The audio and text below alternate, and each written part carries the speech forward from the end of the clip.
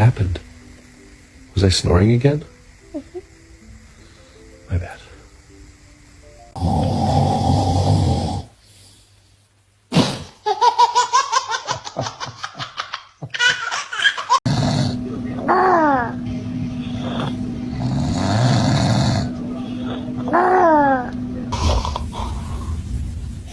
Oh.